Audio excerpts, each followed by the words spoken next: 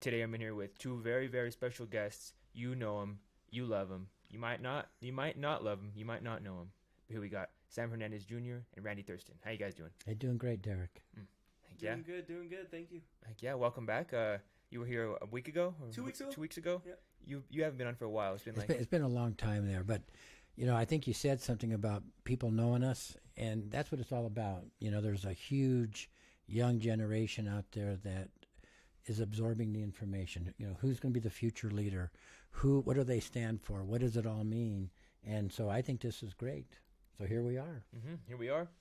For the people that don't know you guys, do you just want to give a quick summary of who you are just before we jump in? And Sure. you don't have to if you don't want to. No, that's fine. Again, Randy Thurston, 46 years in real estate, born and raised here in Pueblo, committed to this community from all ends. It's part of the fabric of who I am, and I care about our future generations.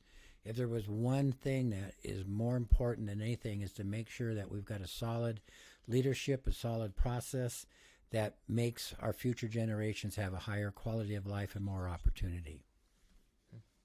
Perfectly said. I'm Sam Hernandez. I'm running for District 2, 30 years old, entrepreneur, businessman. Decided to get into politics because I'm tired of the good boy club running Pueblo. And if you're from Pueblo, you know what I'm talking about. My slogan's Pueblo first, politics second. And tomorrow we'll see if Pueblo stays in the same direction with the same criminals doing the same stuff, the cars being broken into, the grocery stores being stolen from, or we change direction and we fight for our youth, fight for Pueblo. Heck yeah. How confident are you guys that you guys are going to win tomorrow? What's your percentage? Me? Yeah. I'm confident. I'm gonna win it. 100%. 100%. And here's what I'm confident. I'm confident that people are paying attention. And when it comes to people that have all the candidates that they're looking at, question number one is who's the most qualified to step in day one and really take this community into a new direction. I'm 100% confident that people are paying attention, and that's a question they're asking. Number two, I feel I am the most qualified to be that person. 8 years in city council, past president, past chairman of PACOG. I've done a lot of negotiating with companies coming to Pueblo, brought in some great companies without any Petco dollars. I do that on a daily basis as a real estate agent, is you get the best results. But guess what? As a real estate agent, you don't get paid unless you get the best result. Talk doesn't work when you're a real estate agent. You can talk all day long, but you have to have a plan, a process. You have to have teamwork. You have to have everybody. And I really feel people are asking the right questions. So I'm extremely confident that tomorrow's going to be great for this community, great for the future, and you'll have a new mayor. Hell yeah. I love that. Shout out Elvis in the chat. Shout out TTLP in the chat. Elvis couldn't be here because he is going to every single city council meeting. Shout out that guy. Killing it. Yeah, so what's your percentage? 100% then? You're confident, Randy? Well, I feel that we're going to win with 62% of the vote. That's specific. Well, you wanted a good number. No, yeah, that's 62%. I feel that there's way more people that want to change than want what has been going on. How that lays out just depends on who votes, but if people are paying attention and they're awake, we're planning on walking away with 62% tomorrow. Wow. When will we know, like, for sure who won? You'll get a good feeling probably between 7 and 7:15.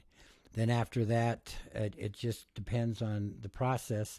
I think it's going to move fairly quickly, so I think by 9 or 9:30 we should know the outcome. Wow. Yeah, I'm excited. So you haven't told us what's your percentage. I'm say 62. No, I'm 62. No, I've always liked Deryk. Deryk is he represents the youth with good energy.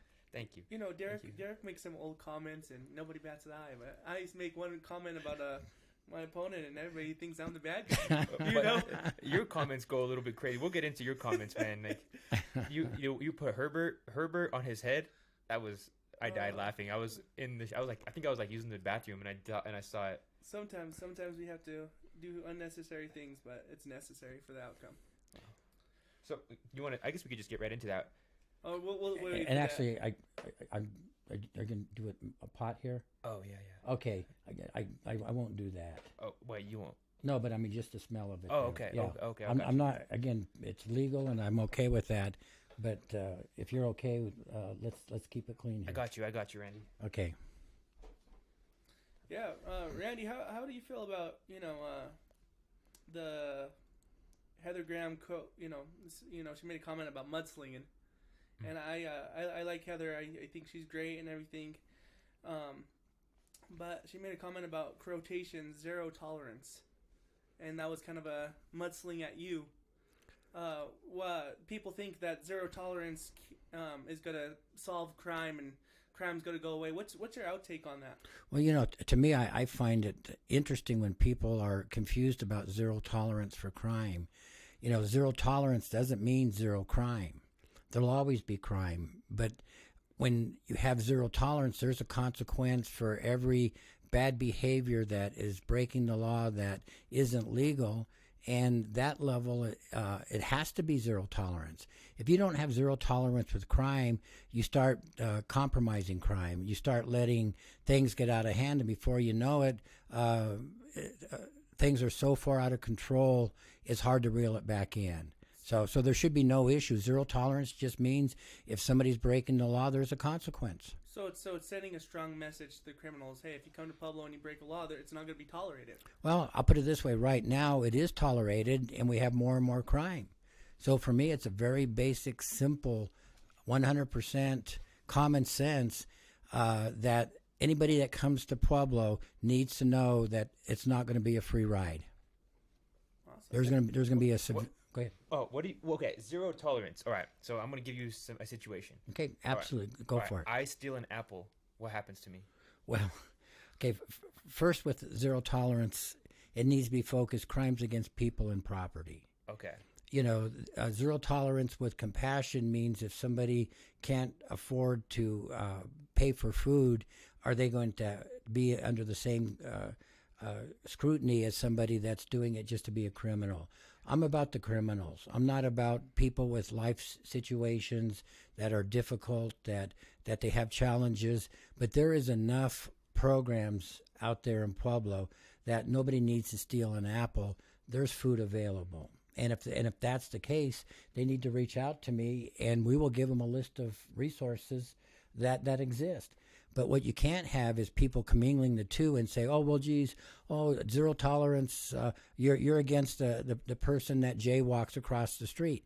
I'm saying crimes against people and property, that's what people need to be protected to, and that's where the consequences need to be.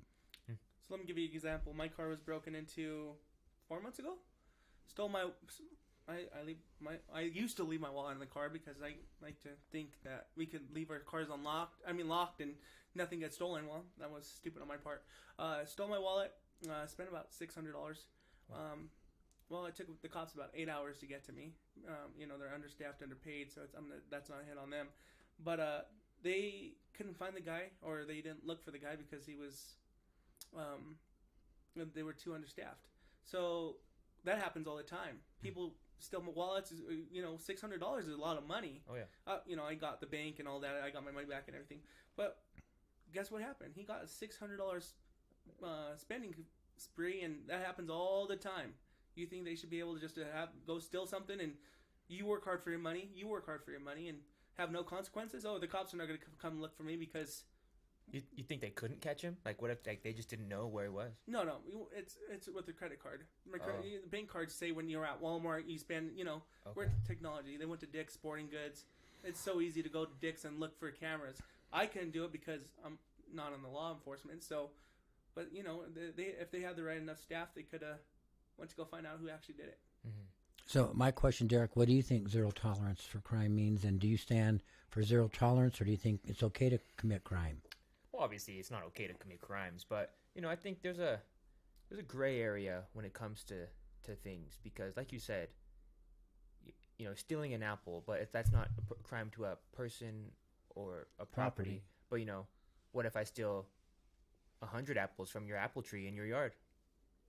I think like you said, there's a personal line between being a regular human and having, respect for other humans and knowing, life is tough for a lot of people, and then realizing, but we have to lay the law down at some point and somewhere. But it's just kind of, each situation is different. So yeah, I don't think I'm gonna care if they steal 500 apples. I'm gonna care if they steal my safe full of money, my safe full of guns, something that meaningful to me. Like, of course it's petty crime, but I want to go after the people that are stealing TVs, big flat screen TVs, or breaking into cars and causing the law-abiding citizens stress and pain and suffering. Well, and when you make it crimes against people and property, now you've made a clear picture that if you want to do something that involves what you do in your own house is one thing, but when you're out there with the public and you're influencing or impacting their lives, there has to be a consequence to have the behavior altered. Otherwise, again, there's no end to it. And then if there's no end, then it just keeps getting worse and worse. So okay. So I get in a fist fight at maybe the chili festival. Zero tolerance means am I just gonna get like, excuse my ignorance. Do we have a strike law here in Colorado? Do we get like 3 strikes and you get 25 years like California? Well, I think that's just a misdemeanor. Like, do you seriously hurt this guy, or are you just gonna fist fight and walk away? I don't know. See, that's guys, and I just want to bring it back to reality. I'm not talking about fist fights. I'm talking about what's happening in our streets. I'm talking about you guys are with me. I mean, we're talking about a lot more seriousness than fist fights. We need to have where the criminal mind is, if I'm going to do this against people or property, I know that it's not going to work out well for me. Yeah. And that will be what alters behavior. So let's keep it at a level that we can really relate to here. Okay. I kill him. I stab him. And he doesn't die. We'll say he lives. Manslaughter. Yeah. There's laws for that. Okay. So I just get the book thrown at me. I get 25 years off the bat. Well, I think there's a trial. I think you're allowed a due process. You have a right to attorney. You have all that. And I'm not going to get into judging based off of a simple outcome. But the fact is, there better be a jury. There better be due diligence. There better be all of these things to determine that if you're out just stabbing people because you want to, isn't going to turn out well for you. Yeah. So you could tell this tone from the when you had the other 3 candidates, and this is a little bit more serious. And I think it has to be serious. I think people need to understand that. Randy's tired of the and I'm tired of the criminals. I'm a businessman. I had no business in politics, but when the criminals get to do whatever they want, the drugs are out there, my kids, the needles are out there and everything. It's time that the regular people stand up and we fight. Well, and that's what this election's about, is you get a chance as a citizen. We've all laid out who we are. So now every voter gets a chance to go through, look at your website, look at the videos, look at the meetings, look at the news articles, look at the debates, and decide what kind of Pueblo do you want. Do you want what we have? If you want what you have, I tell people, vote for Nick. You know what you're going to get. If you want something different, look at who's going to have common sense, is going to have strength of being able to stand up and say no when it needs to be said no, not compromise crime. Really create where our citizens are safe and protected at a higher level than they've been here, and then for our future generations. We don't want to have the Wild Wild West running through the streets of Pueblo, Colorado, and that will impact every one of your listeners, everybody that has a family, has the thought of having kids and grandkids. This election is about their future. This election is who steps into this seat, and the strength that they have, the commitment they have to the community will carry on for generations. And that needs to be in everybody's thought right now. Not who's cool, not who's popular, not who's friend and all that. And that's fine if that's how you want to vote. But I think we're to a point that the change needs to have seriousness, has to have respect, and it has to have the strength to get it done. I mean, zero tolerance, like, it sounds good, but it's just not, like, clicking in my mind. Like, I think it's not clicking. Well, I think it's not clicking because we've been living in Gotham City, where criminals get to do what they want, no consequences. I don't know about there's cities way worse than public. We were voted number 1 in Colorado. Well, I'm gonna deal a little bit with crime stats. So we have crime stats that we have a mayor and a police chief that says, "Hey, guess what? Crime is down 14%." And I'm going to tell you something that they don't realize, that the general citizenry realizes. When people walk in the store and they walk out with stuff, is that a reported crime? Absolutely No, not. it's not. There are so many things that are happening now that would never have happened in the past, and it doesn't get reported. People that call and they don't get a response, guess what? That doesn't get reported as a crime. So you can sit there, and if you wanted to be funny about this, which trust me, this is not anything to be funny about, you can say, I can guarantee you zero crime. Mm-hmm. And all you got to do is make everything legal. Then there's zero crime. Now, does that really serve the interest of the citizens and this community? Or is it a play on words and trying to justify the lawlessness that's taking place, that it's getting better? I think, in fact, I know the people that are listening to this podcast. I know the people that are getting ready to vote or have already voted.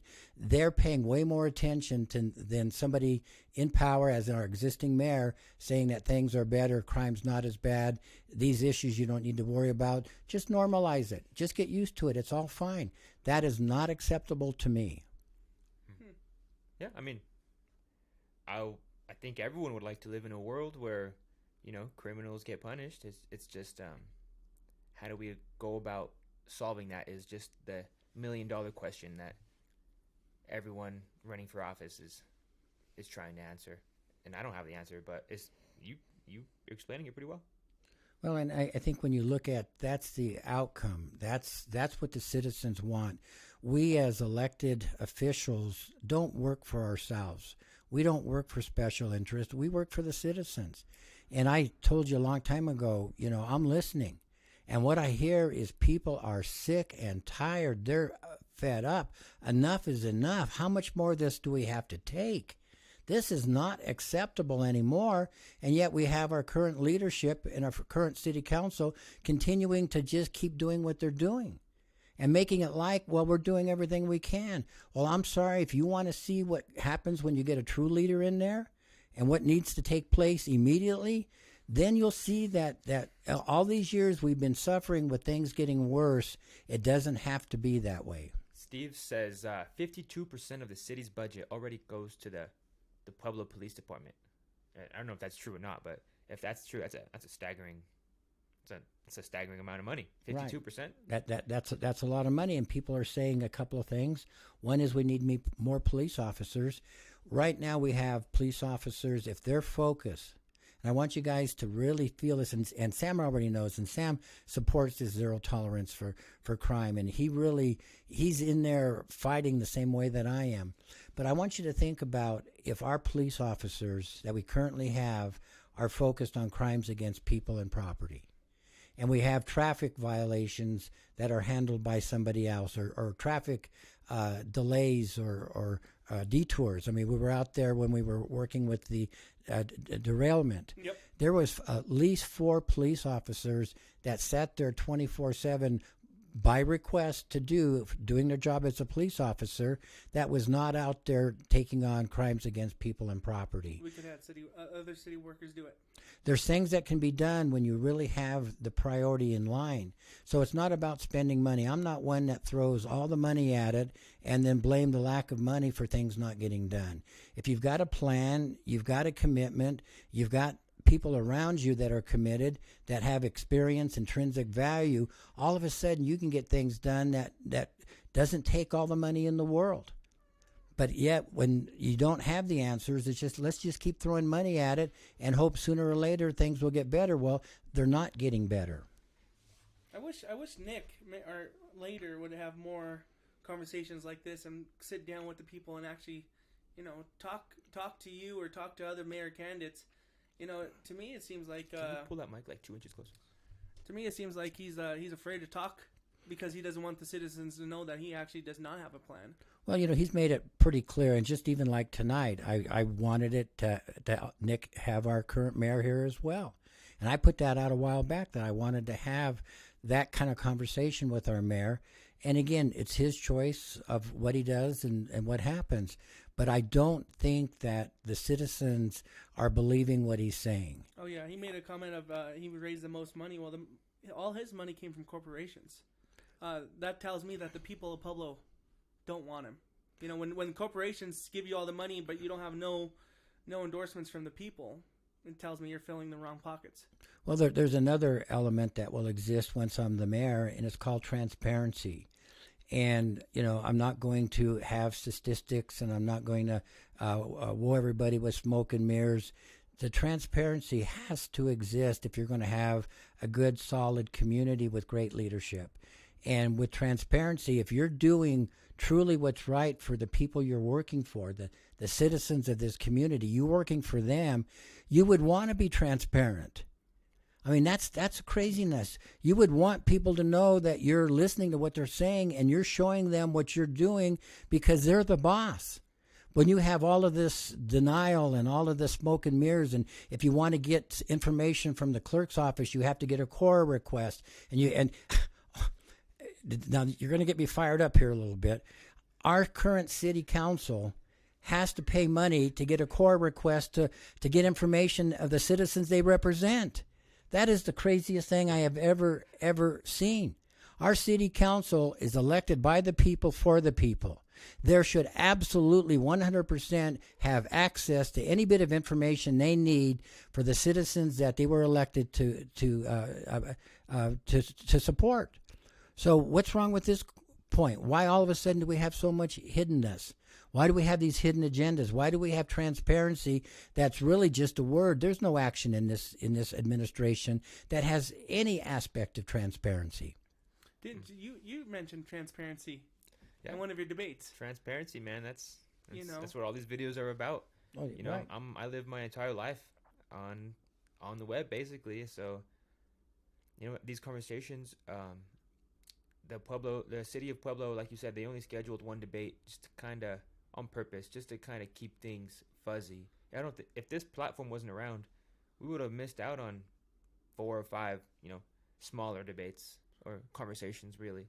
So I like this because it puts what you say on record. You can't flip flop. Oh, I never said this. Well, it's on video. You did say this. Mm-hmm. You know, and when those other 3 people they mentioned the rescue mission, about the 400,000 going to the rescue mission, and that was under 32 degrees, and Mayor Gradishar didn't call a that's fucked up.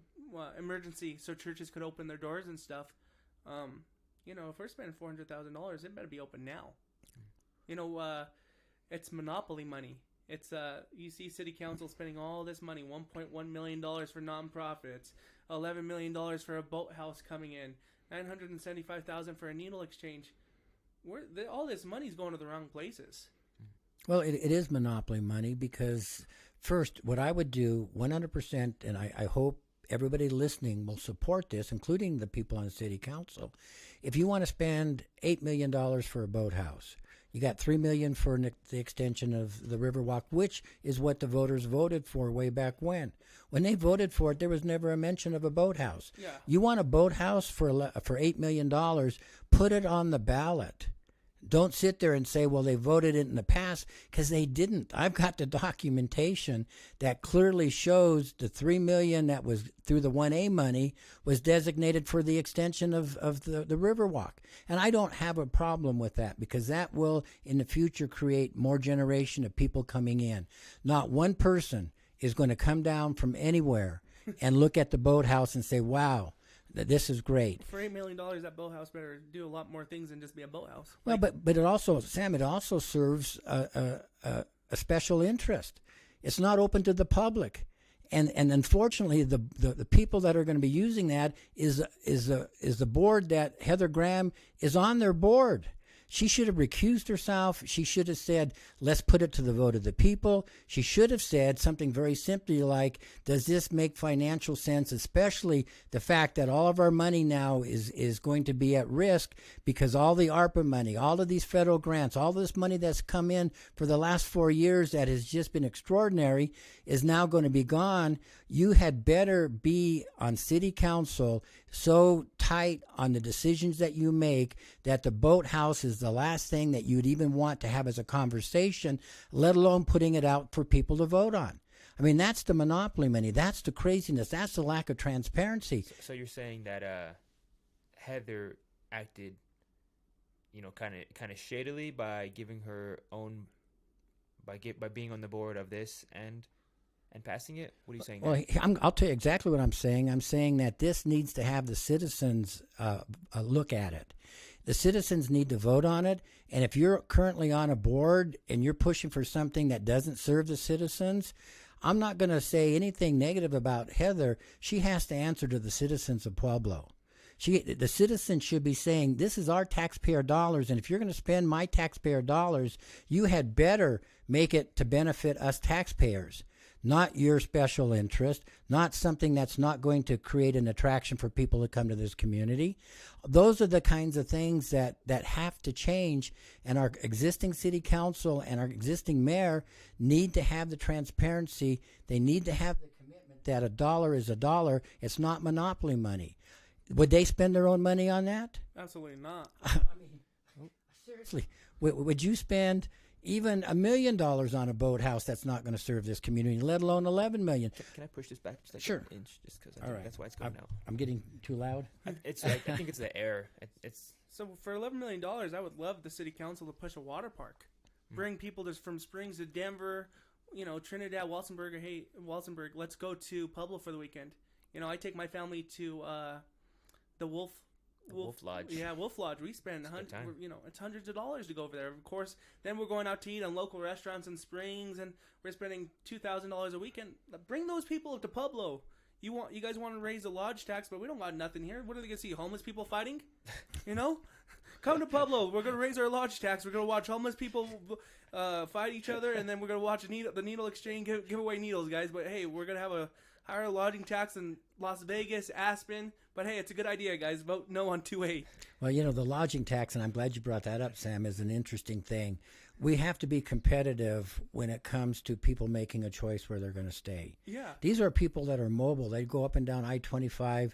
When we create a higher lodging tax, now all of a sudden we are at risk of big companies coming in that rent multiple rooms. Mm-hmm. Now, again, that needs to be well thought out. You need to have people with intrinsic value looking at the common sense. So now you're going to give up part of your lodging tax and to serve 37 families for child care. I think child care is a very important issue, but not under a reactionary situation, under an election coming up, for people trying to do smoke and mirrors and saying, oh, it's all about child care. No, it's about child care for 37 families. It doesn't deal with child care. It doesn't deal with the issue. Who gets to pick those 37 kids is my concern. Well, you're a friend. Oh, you voted for 2A? You get in. Oh, you voted against it? No. Or are you a friend with somebody on the inside? Yeah. Totally unacceptable. They should probably do like underprivileged families. I would assume they would. Yeah, I think there's more than 37 underprivileged families in Pueblo. There's a way of solving the problem, but don't do it reactionary. I sit back and I see so many things that are being battered back and forth between the mayor and city council, and I'm thinking to myself, guys, this is citizens. They're trusting you to have a process to really look for best results, not just throw something out that sounds good and it's the first thing that shows up because somebody has an agenda they want this to go through, and all of a sudden you're stuck with something that makes no sense, and then people wonder why things in Pueblo are broken.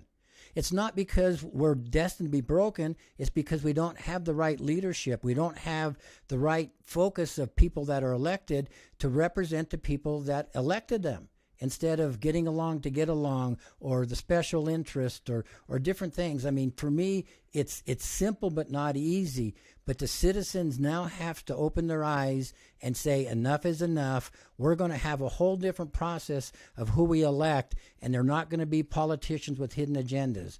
They're going to be leaders that have transparency. They're going to be in a situation that they care about us, they care about our kids and our future generations, and they're not going to sit there and say, well, just get used to it because it's that way all over the place, which, by the way, is what our mayor says. Yeah. Get used to the drugs, get used to the homeless, get used used to all of this because it's that way everywhere. I will never get used to that. I remember you asked him the question. He said, Randy, what do you want me to do? Crime's everywhere. You're the mayor. Figure it out. That's it. I said, Nick, you're the mayor. You're the mayor. Figure it out. But he just says, throws his hands out like this. Well, what do you want me to do? I'm sure people that have talked to Nick know this exact reaction. What if we're like, Biden, you're the president. Why is there crime in Pueblo, Colorado? Well, Mayor Gradishar controls Pueblo. Well, what if we were like, well, who's I don't know, who's like the governor? Why is there crime here? Like, well, the governor has more things to worry about than Pueblo. Look at Denver. Well, but like, I'm putting it this way. What is the question like? Okay, so ask the question of what we can do here in Pueblo differently than other communities. Okay, but I'll ask you that. What can we do differently? Well, I can tell you, we don't have to do it differently. We just have to use what we have. We're a home rule city, and you currently now have a couple of people on the city council that say, oh, we can't do because state statute dictates everything. People don't realize that a home rule city allows us collectively through city council voting to create different venues, different consequences, different crimes that we can keep here local. We have a municipal judge. We need to have a second municipal judge. We need to have night court. We need to have quick and speedy trials. We need to get things moving through quick instead of sitting there and blaming the state. Because I'm going to go after the state on all of their softening of crime, but I'm not going to wait until the state gets their act together before we start cleaning up what's happening in Pueblo. The home rule city, if they knew what they were talking about, know that we can create our own things with our municipal court and with our municipal laws. But again, when you have them think that you can't do it because the state trumps it, then that's why we have the problems we do. That's not acceptable to the citizens of Pueblo, and it's not acceptable to me. Awesome. Deryk, yes, sir. You said you went to college in Denver, right? No, in Fort Lewis and Durango. Okay. Yeah, great. So, school. question: you live in Pueblo now. You went to county and all that stuff. If you were living in Denver and you didn't have somewhere to come visit in Pueblo, so you had to get a hotel room, would you come visit Pueblo, knowing they raise the taxes? What would bring you to Pueblo to come see Pueblo besides its home? I don't think. Would you pay the extra money? Like if you didn't know Pueblo, I don't really travel that much, but if I go to Denver or something for like New Year's, I went for just to celebrate the but that's Denver. They got clubs, they got Rockies, they got Broncos. I know, but booking a hotel room, I'm not necessarily looking at all the fees. So like I think if it's we're paying the same amount of room for a downtown hotel room than downtown Pueblo, I think do you agree with that? Or do you think we need to bring more things to Pueblo before we can start charging more? I mean, yeah, I think obviously, yeah, but the way life is going, everything's increasing. Are all these steps necessarily the correct ones to take? The 37 families? No. But how transparent are they? Like, if you're booking on Expedia, they're not saying 2% is going to, the city's new laws. It's just I'm booking 180 for a room for a weekend, and if I want to go, I'll pay it. Mm-hmm. Right. But. And you'll compare with Springs. It's close enough to make that comparison. And my major point I want to make is if you have leadership, you will take time. You'll look at best results, not something to react to, and get it out there and get it passed, and then we're stuck with it. I think a lot of these people do things. They want to pass things to create a legacy for their names. Oh, I did this or I passed this, and in reality, you weren't really looking out for the people of Pueblo. You were just looking out for your name. Well, and the citizens are smart enough now to realize you've got a city council and you've got a mayor that's been in power for quite a while, and what they do is a lot of finger pointing. You were talking about the issue with the warming shelter. Mm-hmm. The mayor is saying, "Oh no, it was city council's fault." City council saying, "Oh no, it's the mayor's fault." What do you think the citizens are thinking when they see that? Did we elect the right people? That's it. That's what I'm thinking. The wrong people are in office. That shouldn't even been an issue. It should have been handled and done. But everybody's being reactionary, and I don't want to criticize. Nope. Oh, I don't want to criticize anybody, but I do want people that are in office to start asking the question: who do I work for? You don't work for the HARP board. You work for the citizens. You don't work for city council. You don't work for city council. You think everyone we see these younger people going into office and stuff. you think it's what's that expression called? Playing an armchair quarterback. Monday morning quarterback. Monday morning quarterback. You know, it's like it looks. I mean, it looks. What do you mean by that? Like the young people are just doing this for power? No, not at all. That you go into a new job, bright-eyed and bushy-tailed, and then the real job and your duties actually, and like what you have to do start weighing on you. You can't get as much done as fast as you think. As like. It's easier said than done. Yeah, it's easier said than done. I think when I won this race, and if I start feeling like I'm struggling and stuff, we have 6 other city council members where we could lean on each other. Well, that's how it's supposed to be, and come together and be like, okay, what's best for Pueblo, not what's best for your party or hidden agenda. And it's sad that the city council and the mayor that they can't lean on the mayor for help, because the mayor has made it so mayor versus city council that nobody on city council wants to talk to the mayor. If Randy when Randy wins and we're on city council, we could go to Randy and be like, hey, how do we fix this? What's the plan? What's plan A? What's plan B? Heather Graham asked Nick Gradishar, hey, what's plan B if we don't give $400,000 to the rescue mission? Nick Gradishar raised his hand. What is plan B? City council? You're city council. You're on your own, kind of thing. Giving a big finger to the city council, like, you figure it out. Well, I think the thing with the mayor and the city council, and I'm very strong on this, we're both elected officials. The citizens have a choice. They choose who they feel is going to serve their interest of having a better community, having quality of life, having safety. It's about the citizens. And for me, working with city council under that criteria will be easy, because it's not like the citizens that support them don't support me and vice versa. When you have the majority of the citizens all on the same page, now it's coming together and collectively saying, what can we do? What are our options? I'm going to look at a lot of other communities that are successful as far as what they do. I'm going to look at people that have experience and intrinsic value and really get into what is it that is not a result but the best result, and then give it time. And then there's some issues that need to go to the vote of the people. The boathouse, if you really think that the boathouse is what the citizens want, put it on the ballot and let them vote on it. Don't sit there and say, oh, you already voted on it, when they never voted on a boathouse. So these are the kinds of things that I think with the right leadership will really make a difference. Got something. Wait, I think. Yes. All right. Is that your ballot? It is, but I wanted to take some photos of it, but I want to review it right here, right now. Okay. All right. So the people that are wondering, listening on Spotify, Apple, open up your ballot, and this is 2023, the official ballot, where you're going to just review what's on here, and just see everyone's takes on it. Okay. Got the sticker on there already. The I voted John. Okay. Okay. All right, first page, got instructions and where to drop it off. That's fair. All right, second page. First is mayor. All right, we already know how you guys think this is going to go.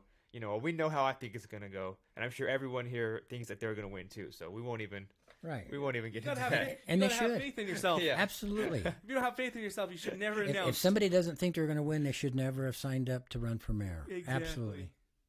Yeah. You're number 8? I'm number 8. Number 8? Yeah. Okay. So city council member at large, 4-year term. We got Elvis Martinez, Brandon Martin, and Mark Aliff. Who do you guys got for that, and why? Well, I'm going to be brutally honest. I'm not going to create any influence. I want the citizens to do their own research. It's not based on what I think. I really think that needs to be what it is.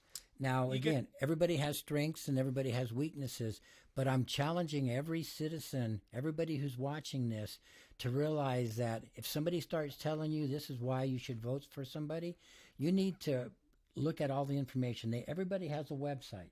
Everybody's taken a position, just like Sam's position on zero tolerance with crime. I support that. I don't say that I support a person. I support what a person stands behind.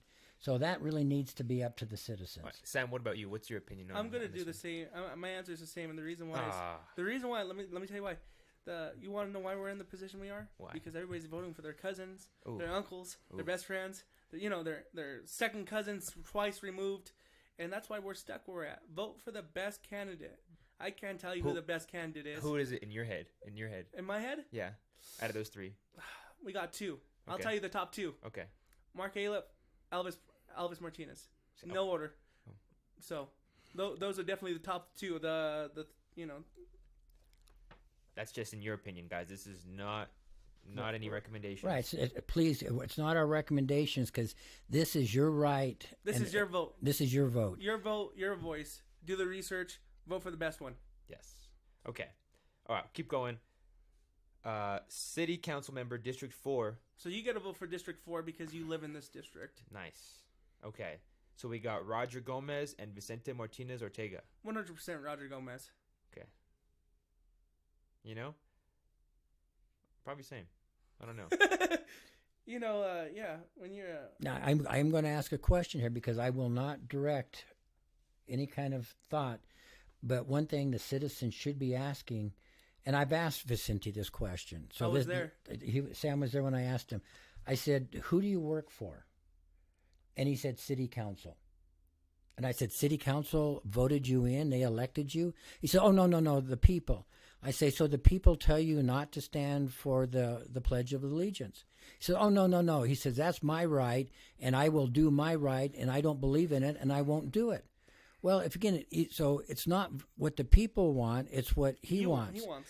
But that question is for the first question. Who do you work for? Maybe like he wasn't necessarily thinking of it in that lens. Obviously he works for city council because his paycheck, he knows what he does like day in and day out. But the more thought provoking, answer is I work for the citizens.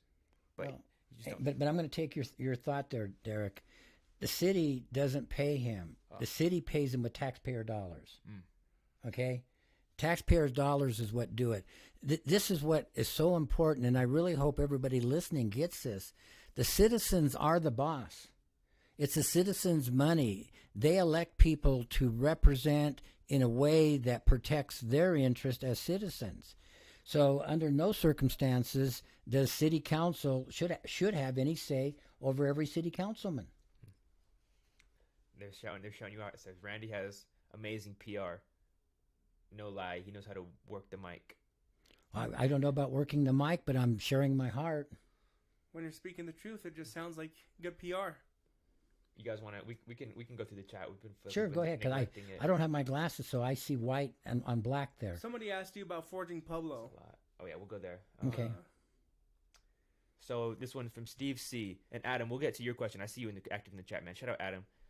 I have a question for candidate Thurston. Should any of the 18 churches involved in forging Pueblo have to pay taxes now that they are actively involved in politics? Well, again, I'm going to come back to something I think is very important. Acting in politics or having a viewpoint is two different things. I don't think any church should be directing people who they should vote for. I think every group, everything should say, do your research. Look at the stances. Look at their history. Look at their voting record. Look at all of the things that are out there, and make an informed choice. As soon as you start having, just say you work for Everez, and Everez is a company, and they say if you're going to work at Everez, you're going to vote for this person. I'm totally against that. But I would support if the company says, you know what, this is your future. Vote for whoever is going to represent you, the citizen, the best. I'm 1,000% okay with that. But I'm going to jump in on that since I'm at one of Forging Pueblo's people they endorsed. Nice. So not one church has came out. Praise Assembly, Family Worship, Agape Fellowship has came out and said, we endorse this person. Forging Pueblo is not a church. So you're saying 18 churches are endorsing somebody. No. Forging Pueblo is Christians in the community that has got together and made a group for Christian values. So to say that churches are endorsing, no, the people of the churches got together and said, we're endorsing them. You know, that's like the union pretty much. You know, all the people that work at McDonald's and they want to go together in a group. All the employees want to get together and say, hey, we're going to stand up and say, we're not doing this. You know, that's the churches are not endorsing anybody. And that's what, you know, the chieftains try to make it like, oh, the churches gave people money. No, the community, the Christian people got together, made a Fording Pueblo, and they endorsed somebody, not the churches. That's well put.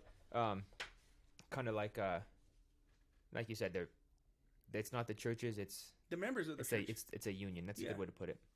Okay, so continuing on this, City of Pueblo member, Pueblo Board of Waterworks. This is a 6-year term. That's only one person, but there's a very strong write-in that I see lots of signs for. Oh yeah. I don't know her name. She should. Tafoya? Maybe, I don't know. Man, that sucks. You gotta be right, and that's gonna be hard to win against someone that's there. That's probably honestly, I used to be one of those lazy people. If I have to write anything, I'm just gonna circle the bubble. Yeah, exactly. Yeah, you gotta remember the name. Like that's gonna be a tough. That's an uphill battle. If they misspell the name, does that count against her? You know. Good question. Great question. We don't know that. You know. Probably they probably won't count it. Yeah. Wow. So yeah, I guess Celeste Victoria. Congratulations. City of Pueblo Civil Service Commissioner. This is a 6-year term. Just one person again. Oh man, I'm gonna butcher your last name. Sorry, Dan Archibek. I don't even know who that is. I have never heard of him. Okay, Pueblo School District number 60. Brian Cisneros or Anthony P. Perko. Brian Cisneros. Why? Why? Because he's a young father fighting for the kids. Now I'm going to take a statement not for a person but for a direction. I want people in the school board that are going to fight for our kids, that are going to make our kids the number one priority. I want people on the school board that aren't going to be part of a good old boys club, rubber stamping things and making it about how much money can we generate as a school district. I want our kids and I want our parents. I want every one of our kids to be the responsibility of a parent until they're 18. So I went to Belmont Elementary School when I was younger. You know, I walked into Belmont Elementary School. It's a beautiful school, one of the best elementary schools in District 2. I think it is the best elementary school in District 2. Might be a little biased. But they had the same water fountain when I was there that they do now. And I'm just thinking, you know, has it been cleaned? Has it been changed? Has it lead? You know, has anything been checked with this water fountain? You know, it's the old school one where it has 2 sides, so you could, you know, drink from either side. And, you know, where is the school board doing with their money? Like, we should, you know, my kids go to public schools and stuff. They should have clean water fountains. Well, I'm also going to take a stand a little different than that, Sam, and that is we should have leadership in our school district that makes bullying not possible. When your kids go to school, they don't go to school to have to be bullied and become afraid. And when that is allowed, and it's allowed a lot, I mean, I can't tell you how many parents have told me sad stories about their kids being bullied to where they don't want to go to school, or even worse. There's something wrong. So when everybody looks at the candidates for school board, they really need to look at who are they putting in there and what do they stand for. So I'm gonna me and Randy always we see eye to eye for most of the part, but I'm gonna take a little different route from you on this one. The union has endorsed Perko. Let me see that real fast. Has endorsed Anthony Perko, Dennis Mays, Bill Thabit, and Saul Sandoval. They didn't call the other candidates. Thank you. But we kind of got into it on Facebook, and I asked them, you know, are you guys pushing pronouns? One said absolutely. The other one didn't want to answer me. So, you know, you talked about bullies, but there's a kid at one of my kids at school that pretends she's a cat, and she's meowing and hissing at people. And what grade? 7th grade. Oh, wow. So, like, and when they tell her, hey, you know, my daughter said, get out of my face, you know, don't hiss. That's considered bullying because now they want you to conform to animal abuse, accepting their pronouns and their hissing and stuff like that. You know, I'm 100% against bullying, but you're not going to tell my kids you got to accept this person's a cat and let her hiss all over you. Right, and that's step number 2. I need to meet this cat person because necessarily I've heard this extreme scenario of cat children. It's I called guess. a furry. I didn't know that. My daughter told me it's called a furry. Oh, she wears the whole I don't outfit. know. I don't know. Oh, okay. But, Yeah. I've had a furry on the show. He's a great guy. There should be no influence of outside influences on our kids other than the parents or what the parents are aware of. So, I mean, again, That could happen in home though, like. Well, and it can, but again, you have to have some parameters. You can't come in and try to control everything. The parents should have the most responsibility. There are some parents that are not good parents. Most parents would do anything to make sure their kid had a great life. So we have to take that as that parents should have the ultimate decision. And so whatever these outside influences telling kids they could be cats or they could be dogs or whatever, that's a problem. No. She's regular. She's normal. Yeah. Quote unquote normal. Yeah. So, it's a crazy time, and it's like Randy It is a crazy time, but the citizens, it's your decision. Sam and I and Deryk can be up here all day long telling you what we like and we don't like. You, the citizens, with your vote, this is your responsibility to really think through not of what's popular, but what really is going to create the kind of community you want, and especially for the kids, the future. This is about them. Right now, what gets elected, who gets elected is going to impact at least 2 generations down the road. Either you're going to get people that are going to fight for the youth now, or they're going to fight for the homeless and the druggies and give them free needles. Pretty soon it's going to be free heroin. That'd be crazy. Are we gonna fight for the children now, or are we just gonna, you guys have no activities, nothing, but if you turn to drugs in 16 years, don't worry, we got you with the free needles, guys. Yeah, totally ridiculous. No, we need DARE programs. We need after school activities. The kids on the east side, if they can't afford their football equipment, there should never be, sports kept me going. Mm-hmm. Sports kept everybody going. If you don't have money for sports and anything, we should never turn down kids from playing sports. If we have that kind of monopoly money for everything else but kids, it's time to make a change. Yeah. Elvis asks, go ahead. How many genders are there? Okay, and I'm going to tell you that I'm good for one more question. Okay. So let's get another subject here. Let's go. There was another guy that asked questions about the police. Maybe that was Adam. I think it was Adam. Shout out Adam. He's running for something bigger than mayor in Colorado, man. I'm not exactly sure what it is, but he's fighting the good fight on a bigger scale. Was that a question? No, it's shouting him found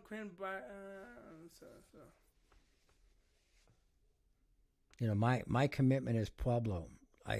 This is a town that's worth fighting for, and if we had people fighting for Pueblo, we would have a different outcome. Well, we got 24 hours, Randy. 24 hours. 24 hours. A lot of work, a lot of time, a lot of stress, a lot of money. And, I just want to, before you go, I just want to truly thank you from the bottom of my heart. You were the first one when I was at Pueblo West Chambers, when I announced I was running for mayor. You came and introduced yourself. You said, we need young people running. You keep fighting. You gave me your contact info, and you really, showed me that true leaders bring leaders up. Mm. And, it's sad that a lot of these other people running for mayor, they always said... Say some names. Oh. I got a whole list of names right here. Yeah. I don't want to mudsling, but, Regina definitely told me, you'd run for anything. And at this point, I never ran for anything in my life. But it's not your time. Drop out. It's not, you don't know what you're doing. Drop out. And Randy would tell me, hey, don't drop out of the mayor race. We need young people in it. And young people, yes. I said, Randy, I feel confident. I feel Pueblo's going to be changing. I need to fight for my district, District 2. This whole time, Larry Tancio only been fighting for the east side, and the east side hasn't changed. Mm-hmm. Belmont's, we pay taxes in Belmont. Nothing's changed. Nothing's given. And, I truly want to thank you. A lot of time, a lot of stress, a lot of money. A lot of these people don't understand what running for a campaign is. I never had so much haters in my life before. But you know what? If you don't have haters, you're doing something wrong. And I'm not afraid to call out and stand up for what I believe in. And well, I'm going to interrupt there just for a second, Sam. I thank you, and I thank you, Deryk, because you both are young. You stand for what this future needs. You stand for a different way of looking at it. You believe that the youth are important, and they are the most important thing that there is. Mm-hmm. When we have the youth being involved with how the sausage is made and understanding all of the stuff so they can get seasoned.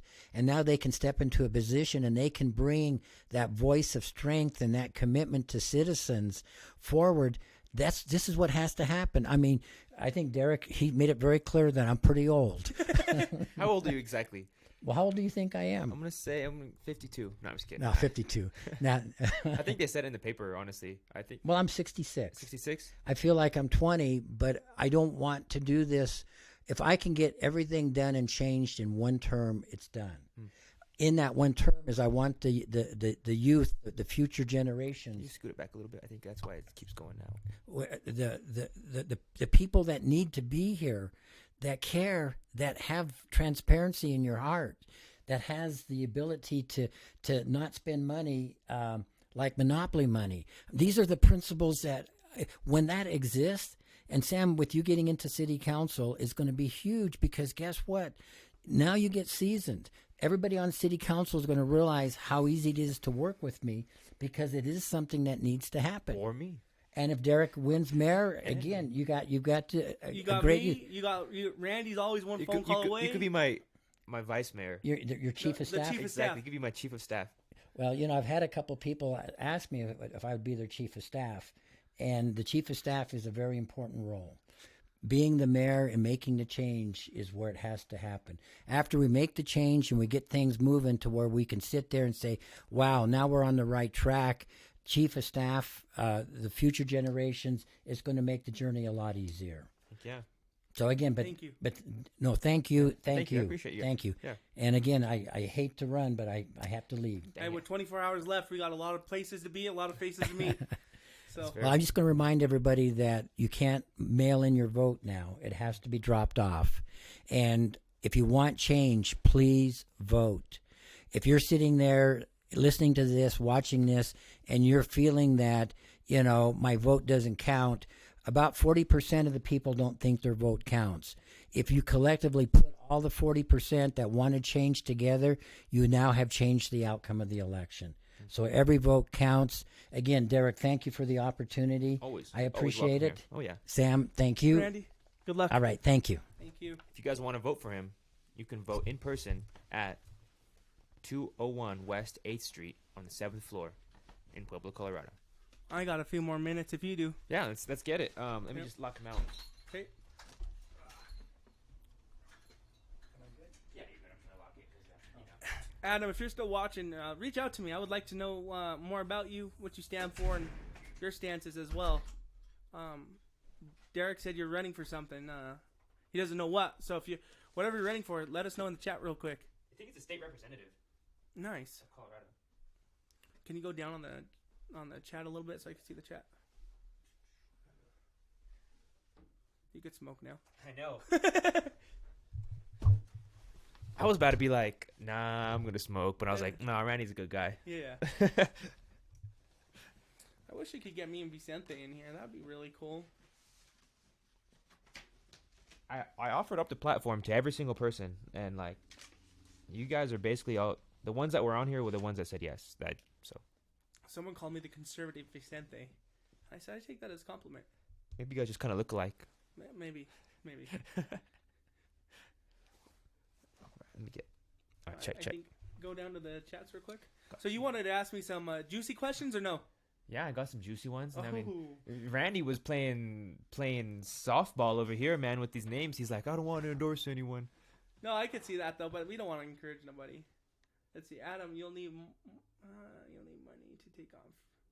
Oh, you want to go get fish? You got my support already, Adam. Literally, you got my support already.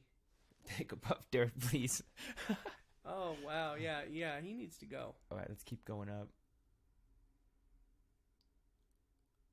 How many single-digit donations he got? He got like Who? dollars. Bernie Who's Bernie? Bernie Sanders. You don't know who that is? Oh yeah, the guy that wants to give everything for free. I mean, that's a weird. way. Take from the rich, and Bernie Sanders actually has 2 Audi R8s. That's my dream car. Bernie Sanders, if you're watching this, you have 2. You don't need to. Give me one of my dream cars. Thank you. I don't think he could drive them shits anymore. I think Well, he used to, though. When he used to. was running, Okay. he had 2 Audi R8s. And you don't need 2 Audi R8s. That's my dream car. You His- want to, you know. maybe he has a anyone. wife. Is he married? I don't know. But, by the way, you know, if you I- can't drive them, definitely give them with me. All right, I'll keep going. Ash said, "Oh no, I'm not gonna say that." She would have guessed Randy 69. If a candidate can't invest in themselves by donating their money to their campaign, then how will they represent the people? You know, I don't think it's because I donate. I raised $0, but But you're special compared to the other mayor candidates. And let me tell you why. exactly. You have social media platform that nobody else has. You have a podcast. You reach people. You're going to get votes that weren't going to vote. Mm-hmm. You don't need to spend all this money. You have social media is a new thing. Mm-hmm. Not waving sign. I was waving signs today, but I'm not hitting that. But I would do that if I could. Yeah, you know, you don't need to spend thousands of dollars when you got a special platform. I agree with that. I would have done things a little differently if I was you. I would have been like every single day and let people ask you more questions, or like maybe once or twice a week. You know, Like an open forum. yeah, just like me. yeah. You know, that's that. If I would have had this style set up, I would have. That's the only thing I would have done differently. That's a good idea. I didn't really think of that. You know, I started out with with the platform. I would do exactly what I did right there. I would open up the mail or like the paperwork that they would always give me, and just read it out loud and just give my opinion on it. And that's what the news is always taking little tidbits from. Yeah. They never like put these out. They just put the ones of me smoking by myself in a room, you know, but not like these like intelligent conversations. Yeah. But because it's the media's job to make you look as bad as possible. Mm-hmm. You know. Mm-hmm. All right, you want to keep going on the chat? Ask what were you going to ask about Baby Huey? Baby. Oh yeah. Okay, so Joe. I won't say his government, but fuck, it's out there. It's out there. So what is exactly going on? What's a red dot? Red Dot is a sexual predator, a pedophile. Like on the website? Mm-hmm. Okay. Now, I wanted to play it clean.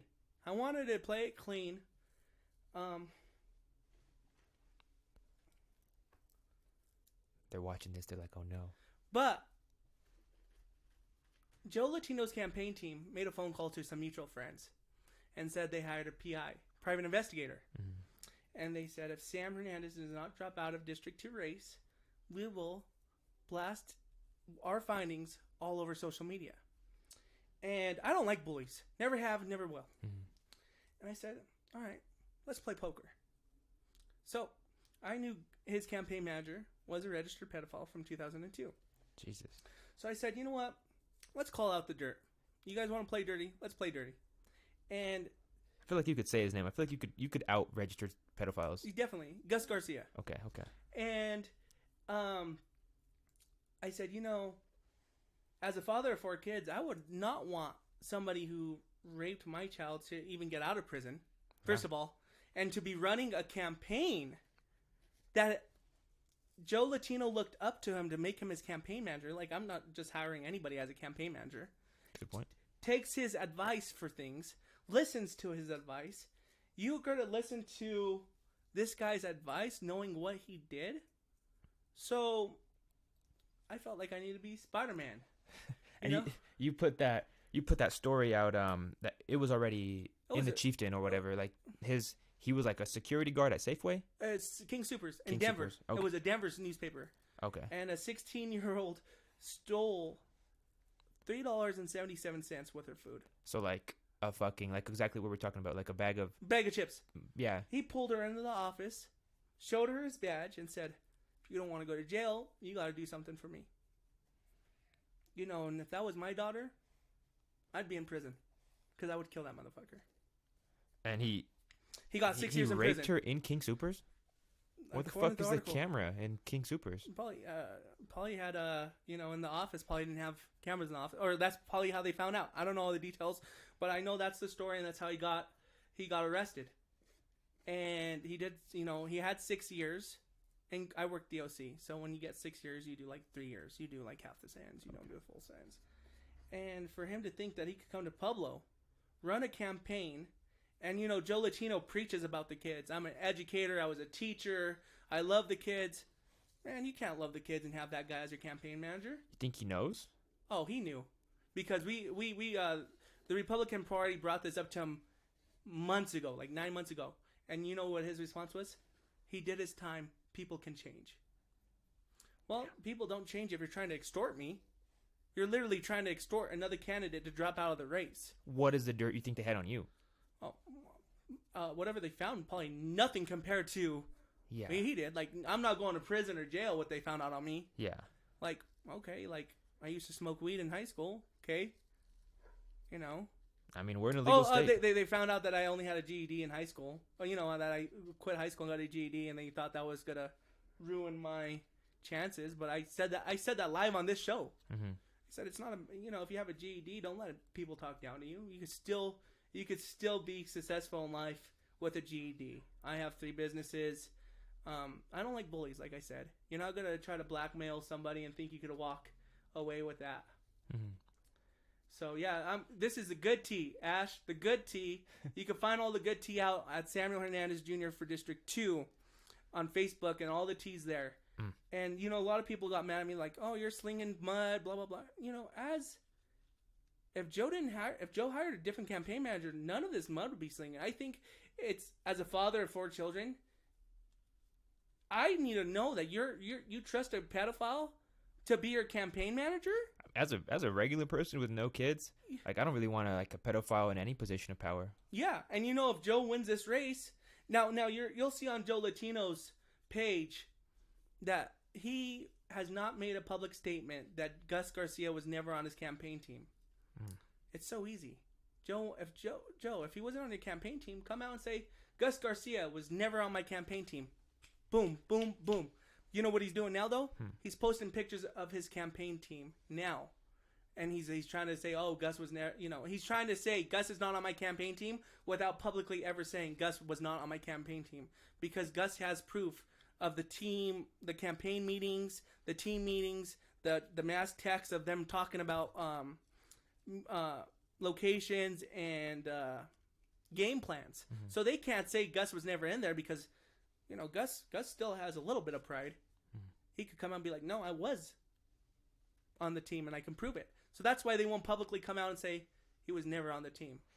So, that speaks volumes. Isn't that what like the general public wants though? Like, hey, yeah, I want to know, hey, if he was never on your team, then say it. No, but like, you hire a pedophile and you kicked him out. No, yeah, you don't know he's a pedophile, but then you learn he's a pedophile and you fire him. But they're not even saying they fired him. They're not even saying he was never on the team. I mean, they're literally just posting pictures of the new team and disregarding that he was ever on it, not talking about it. Like, we're stupid. I mean that's if that was me, if I didn't know and somebody told me that he would have been gone 9 months ago. Yeah. And then I would have released a statement. Hey, I messed up, but I condemn this. I don't accept this. And we kicked him off my team and moved on. But then I see both angles, because PR angle, but either way, they're lying, they're deceiving the people no matter how you look at it. Yeah, like, definitely fire him. Like, you can learn new information and fucking act accordingly, and that's okay. Like, I'm sure he's hiding that shit until the day he dies. He's not letting people know that he's a red daughter. But yeah, fire his ass. That's fucking. But I didn't like the threat. Mm-hmm. We hired a PI. We found some stuff. Okay, nothing you found was close to this. Mm-hmm. Did I tell you that story? I went to dinner with this woman who I met at the second mayor debate. Like, this woman, like 60 years old. Oh yeah, you would tell me about that. Yeah, that she ran for last time, right? Yeah, and she was like, just so you know, like, last time I was running, someone threatened to murder me right here where we're sitting. What should take you out to eat at? 3 margaritas. Ooh. Yeah, I know, it was good food too. She got the vegetarian plate. Okay. We shared it. But I don't know if she was being serious, but that shit scared me. I can't believe you hired a private investigator for a city job that pays $700 a month. Mm-hmm. Private investigators are like $2,000-3,000. Like, you literally want to make $500 because after taxes, it's about $500. Yeah. Like, bro, it's not that serious. But hey, you want to throw mud? Let's see who could throw thicker mud. And this is the problem I have with Joe. Joe was a registered Democrat his whole life. Mm-hmm. Went unaffiliated for 10 months. Went back to being a registered Democrat. And then just became a registered Republican in 2022. And people can change. I agree people can change and stuff. But when your whole team's a Democratic Party, you're calling and threatening the only Republican other candidate when there's two other Democrats running. Mm-hmm. Like, it just made no sense. Like, your whole team's Democrat, your whole team's this, and... Didn't Randy recently change parties? Huh? Didn't Randy recently change parties? I think back in, like, 18. Oh. But his team's not Democrats, though. Mm. So, you could say you changed, but when you have all this stuff, and then you're attacking the only other Republican, it's a rhino. It's a... he says he's pro-life at a Christian event. I've heard it. Mm-hmm. Next week he's at a bunch of with Vicente and all his people. He says he's pro-choice. Like, I don't like dirty politics. I don't like people that flip-flop for their crowds. Mm-hmm. I'm right here. I'm pro-life, and we talked about this last time though. There's situations where it just makes sense. Yeah. But, but I'm not going to say, you'll never hear me go to another party or another thing and be like, I'm pro-choice, 100% pro-choice, guys. Mm-hmm. Am I losing support because I stand strong on my morals and values? Absolutely. But you know what? I could go to bed. And I'm okay with standing strong on my values and my morals. I don't have to, answer to nobody if I win this tomorrow. Oh, you said you were pro-choice. You said you're pro-life. Hey, guys, I'm pro-life. You'll never have to put me in a situation where I'm like, I did say, this dirty politics is not going to move Pueblo forward. Mm-hmm. Yeah, but excuse me. That's one of those questions where, it takes a longer explanation to really deep down and get to know a person. Because, like we spoke about Heather when Heather was here, we spoke about how the mayor doesn't even really have a say in pro-life or pro-choice matters. Ash said pro-life, get pregnant then. You know what I mean? Like, I'm very respectful. I'm pro-life. You won't see me at the abortion clinics yelling at these women, telling them going to hell. Mm-hmm. But, we need to get to the point where you could be pro-choice, I could be pro-life, and have a civil conversation. Are there extreme pro-life people? Absolutely. Are there extreme pro-choice people that think they could have 10 abortions, as a birth control method? Yes. But it doesn't mean... We talked about the rape thing, Ash. That was the situations we were referring to in like 5 minutes ago in the conversation. Like, shit happens, and obviously, abortion is okay in rape, right? Yeah. Yeah, makes sense. Rape, incest. If the mother's at risk of dying, why do you make others follow your beliefs? I have not. Deryk, we've talked about being pro-life. Have I ever told you need to be pro-life? No, we've had lots of conversations. Adam, why are you assuming that to know that I think or try to make people believe what I believe? I think that's just how it works when you have conversations about God or I've or seen people like literally. I've seen people like, oh, this is my 4th, 5th abortion. That's not a fake scenario. I've never met anyone that really had an abortion, I don't think. I'm not pro-choice. You can't tell. Like, you're literally telling me what I am right now. Exactly what Adam just said. All right, I'm gonna stop answering these people because they're not being realistic. You know what I mean? Like they're like, oh, you believe this, you're a big. These are the people that, Adam, I'm gonna want to know some more about you before I support you. Actually. You sound just like Frisch, so like I'm gonna want to know more. I'm sorry that I made that statement. But it's pro like we were saying, Ash, pro-choice and pro-life. Those mean a lot of stuff, but what people mean is like I am pro-life in most situations, but obviously the world is not fucking roses and gummy bears. Like, people get raped, and there needs to be health. And the people around me, oh well, we have no say so in this, so we're not going to speak on it. You know why they say that? Because they don't want to lose votes. Mm-hmm. I think so. I'm not afraid to lose votes. I'm going to tell you, even though we can't do nothing as like a city limit, I'm going to still tell you, hey, I'm pro-life. Mm-hmm. You know, and if you hate me for it, you hate me for it. But how's that? Yeah, I think a lot of people vote just who they relate to in general. You know, are you someone I could be friends with type stuff. All right. So Steve says I'm a pro-life in the sense I think we need to fix our healthcare system. All right, now, okay, let's finish this. Okay, so we have. Let's go to the propositions. All men should keep their opinions to themselves about birth. Why? We're births due. We should have an opinion on it. You know, if without being if there was nobody pro-life, there would be no pro-choice people. You know that? If everybody was pro-choice, they wouldn't, like, and if everybody just got abortions, we would all be dead and we would not be able to be pro-life. Oh. like, so you wouldn't even be able to be pro-choice if somebody wasn't pro-life. But there's always been abortions ever since the beginning of time. Oh, yeah. So. You know, late-term abortions is the worst, though. That's what Regina was speaking on. Late-term abortions is the worst when they literally want to, 3 days before and then change their mind and it's okay. Like, really? 3 days is crazy. You know. Shout out Elvis. I'm pro Elvis. Okay, so we have some propositions. We have Proposition HH. HH, no. No. So that proposition states, shall the state reduce property taxes for homes and businesses, including expanding property tax relief for seniors and backfill counties, water districts, fire districts, ambulance and hospital districts, and other local governments, and fund school districts by using a portion of the state surplus up to the Proposition HH cap as defined Absolutely in this measure. Not. Absolutely not. When has the government ever wanted to lower taxes? Uncle Sam wants that money. Anytime they say let's lower taxes, vote on it, absolutely fraud. When did the government ever want to keep money in our pockets? So why are they proposing this then? Huh? If they're lying, why is it on the ballot? No, let me see. That's HH. They're going to take away our HARP money if we vote yes on this. So they're going to lower our taxes, but they take away our big pot. So no on 2A, and then actually Proposition 2. I actually don't know what that one is, so I won't speak on that one. I'll read it. Oh, Alza. See, Adam has some good points. No on HH.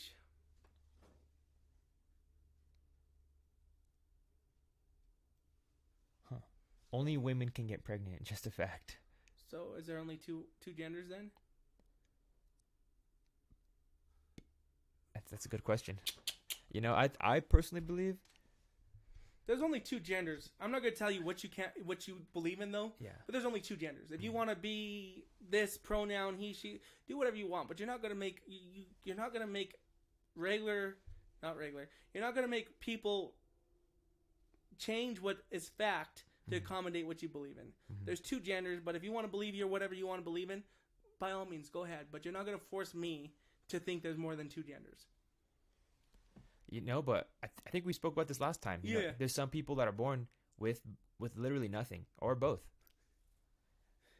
Yeah, we did talk. You talked about that. So fucking like. Well, that's the small percentage. But like, if you're born with a male part and you want to be a cat or something, like, go be a cat. But you're not going to say that's a gender. You're not going to say that.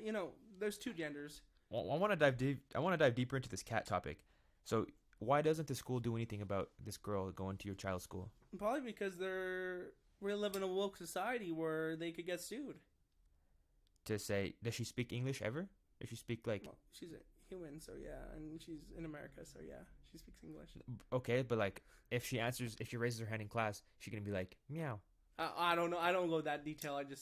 I'll ask my daughter and I'll let you know. Because at that point, it's a distraction to the class. Yeah. So. I have a cat at home, and I meow to my cat. Me too. Yeah, and we talk like meow meow meow. Yeah. And like my cat literally talks to me though.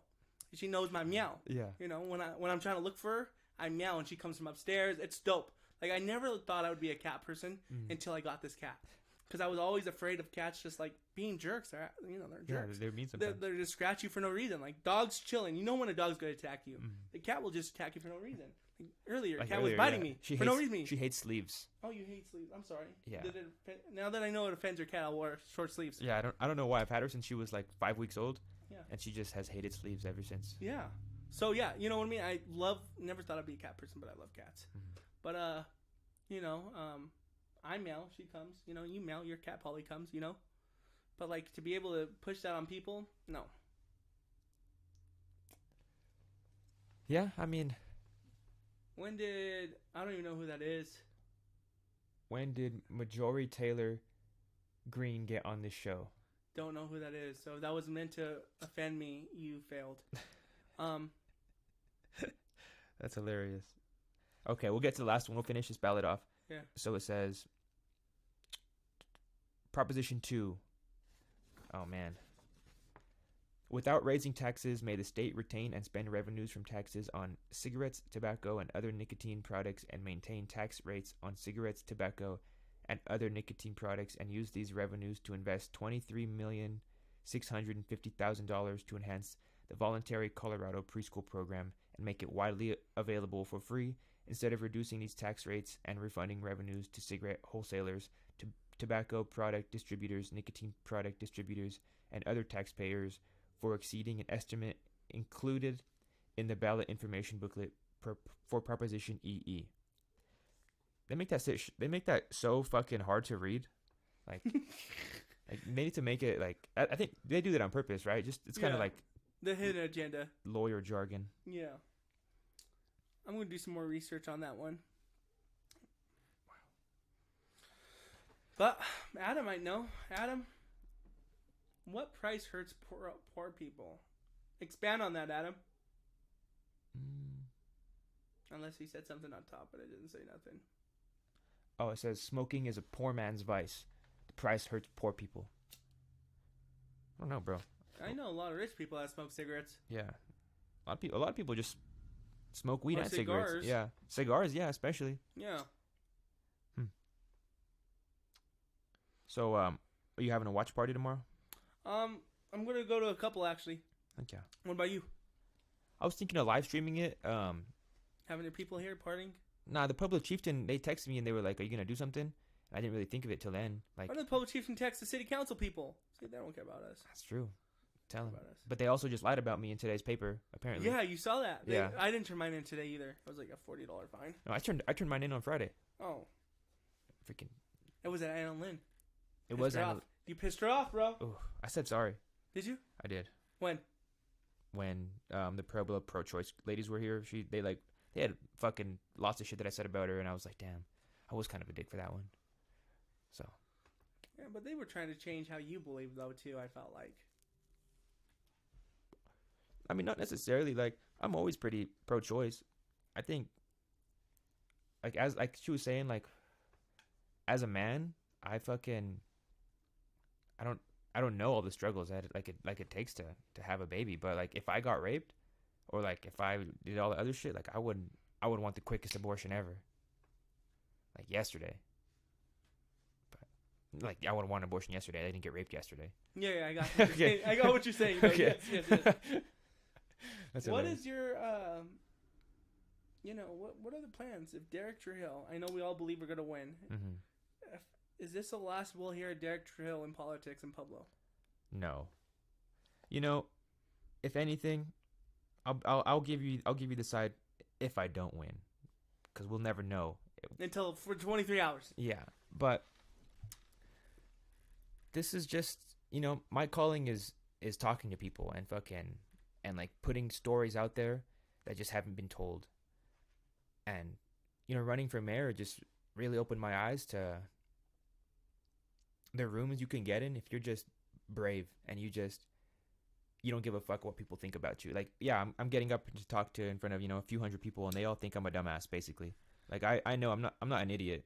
Like, it's because I look like this, I smoke like this, I fucking have this show, I have strippers on here and shit. Like, I'm not an idiot. I know what people think about me, but like that just You have strippers on here? Oh, all the time. We used to have a stripper show. From like Aloha Glorias? We try to go upscale more or less. But Not 9 months pregnant on the stripper pole. Exactly. Okay, got you. But it's just opened my eyes to, no one could tell you that you can't do anything. Like, even if no one believes in you. I like that mindset. I have the same mindset. Mm-hmm. It's you're gonna tell me I can't do something? Watch me do it. Like, people are like, oh, you're gonna lose this race, and they're like talking mad things. Or what are you're gonna lose? Okay, if I lose, I go back to running my businesses. Like, what if I win, great. If I lose out on $500 a month. Like, I'd rather say I tried and lost than say I never tried. And the people that want to sit there and hate on you and say you're gonna lose never had the courage to go for it. Yeah, I was thinking about it today. Like, next mayor election, I'm gonna be 30. So, I don't know. There's no time like I'll the be present. 34. You're a young man. Mm-hmm. We're both young men, but hopefully Bernie Sanders gives me one of his Audi R8s by then. Hopefully this reaches him. Yeah. Someone's gonna put it in his. Uncle Burn, I feel the burn. Give me the Audi R8, boy. Imagine laughing. Ash, we're just joking. There's people that enjoy everything. Oh my goodness, Ash, come on, take a joke now and then. You're gonna call me a racist in 3 minutes. Watch. But, if I don't win, I'm happy that this happened. I'm happy I met you. I'm happy I met everyone else. Like, life's bigger than what you believe, man. It's how you treat people. How you act. And we could be friends and not believe the same shit. And I like that. Bro, always. Like I said, I have liberal friends. I have independent unaffiliated friends. I have parties I don't even know about. Mm-hmm. That and they're my kids call them uncle, auntie. We love each other. Do they call me do they call me Uncle Trump? Talking shit. Do I call them Dementia Joe?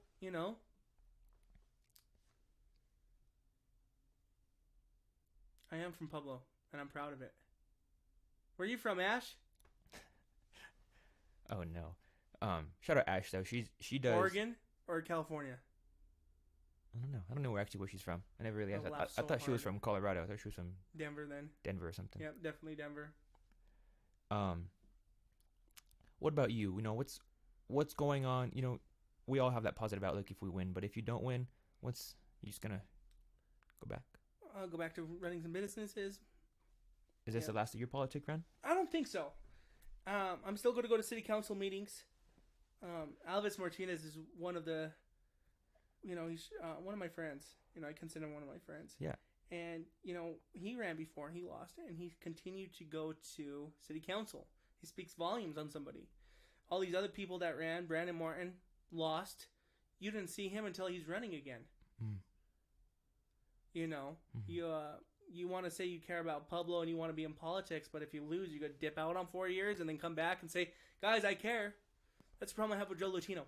He lost this race 2 times to Larry Tencio, but you're hearing all his speeches. I have the connections. I know this person. I know the nuggets. Why are you holding Pueblo hostage if you have these connections until you get elected?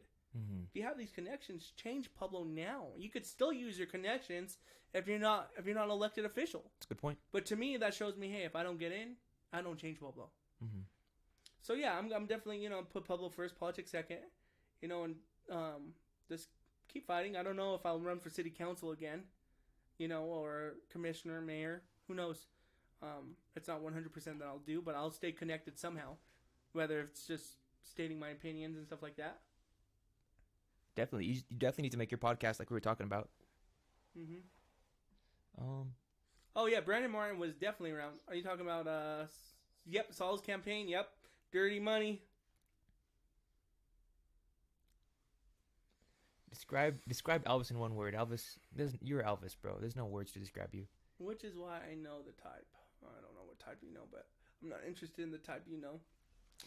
Elvis said that. Where's he at? In Upmore. Describe me in one word, Sam and Deryk.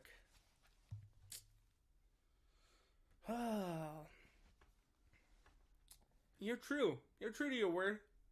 You're true to Pueblo. I think you're going to do, if you win, you're going to do great things. If Mark Aliff wins, he's going to do great things. I don't like the people that disappear and then all like come back in 4 years. Like, what were you doing the last 4 years? But how old is he? Who? Brandon? Like, I want to say he's around your age. Like 20. 27, 28. I mean, how long ago did he run though? Like 4 years ago, 2 years ago? Elvis can answer that question. He knows everything about everybody. Running at 22, that'd be ambitious. You know, you're barely coming into yourself. Go down. I think Elvis just said something. I'm your type? I don't know if you're my type though, Ash. Brandon only comes around during the election and makes clean up political. He only does clean types. Cool. But yeah, no. What other questions? What do you want to see in Pueblo? I want to see. You know, we talked about the $11 million boathouse. I was against that. Like, we could build a water park for $11 million. Mm-hmm. You know, bring things for kids to stay out of drugs and out of trouble. Mm-hmm. Brandon is 28. He will be 29 in 3 weeks. Dang, he knows his birthday and everything. You know, I want to bring things to kids. Splash parks at Drudix Park. You know, different things for the kids. Yeah. Different programs. And I think what I would like to see is, you know, obviously after all the safety stuff, you know, all the cleanup that is going to be, you know, given and necessary. But after, when we get into the more, you know, fruitful things for the economy and the community and getting people to make the drive out here, like, you know, a sports team, you know, like a bigger one. You know, we had a AAA baseball team coming to Pueblo, right? I did know that. And they shot it down like last minute. Yeah, I did know that. And I'm like, Pueblo would get behind. I don't know about. Yeah, I think Pueblo would get behind baseball, but you know, some kind of concert venue, compatible with the outside venue Springs is building. You know, obviously not that big, but like we could do something like. I'm pro life, Ash. I don't want to see you die, so please don't.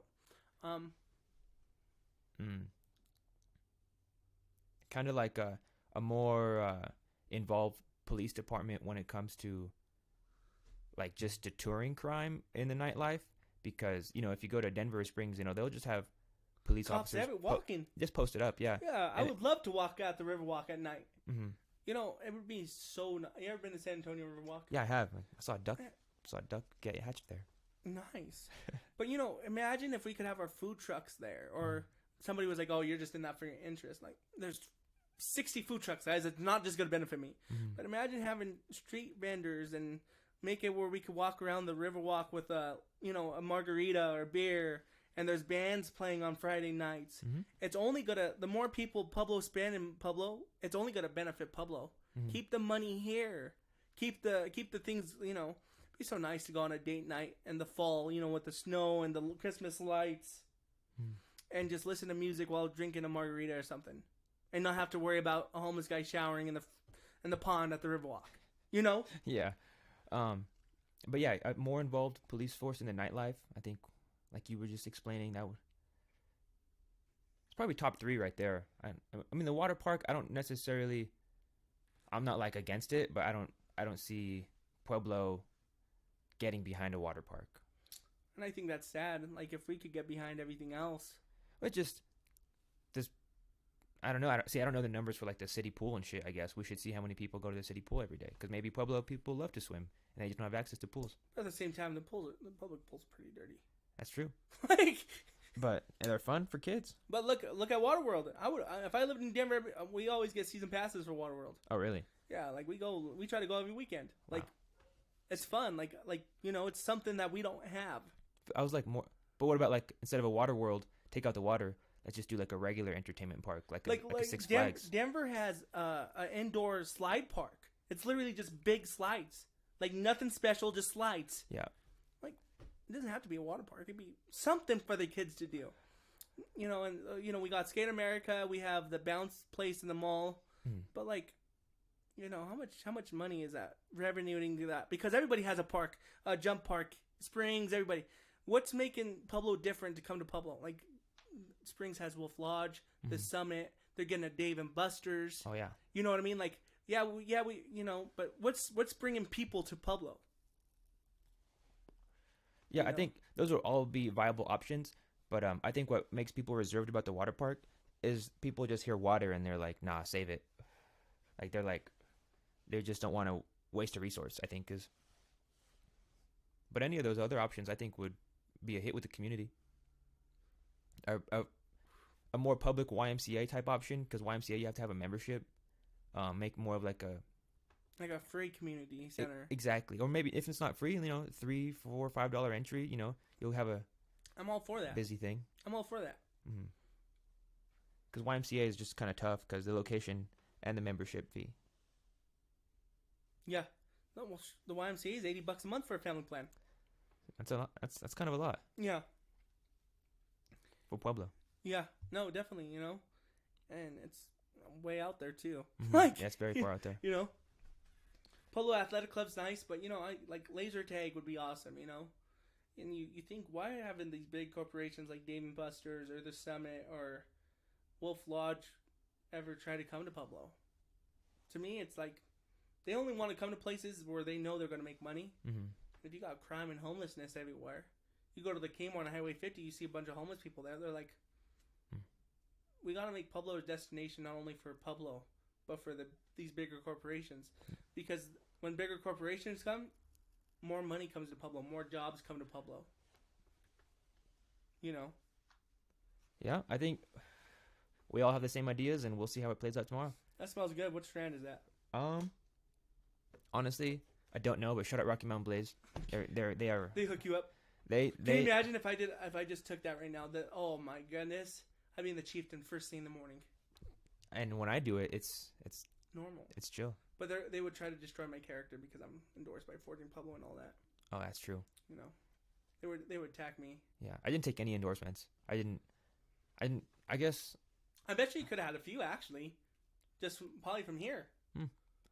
I didn't want to put that political turn on them because I don't want their beliefs to. I don't want them to think my beliefs reflect on them because they don't.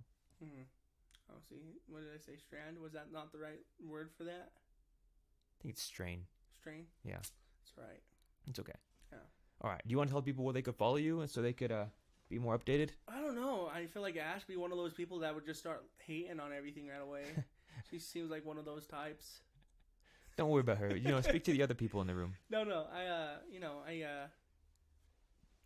I'm looking forward to tomorrow. Win or lose, this has been an experience I will never forget. Ever. Same the here, debates, I remember our first debate at Forging Pueblo, and we were so nervous. Dude, I was sweating so bad. And we kind of went up to each other like, bro, we're the youngest ones, I wish they had us sitting next to each other. Yeah. But it's awesome. Public speaking's better. You stand up. When you stood up at the actual debate, I was dying. And I started walking around. I'm like, what is he doing? Like, this guy just, sit down. Just because you watched our debates, we all sat down, and you stood up, started walking around. I'm like, what the hell is this dude doing? Like, he's just going off the record, off everything.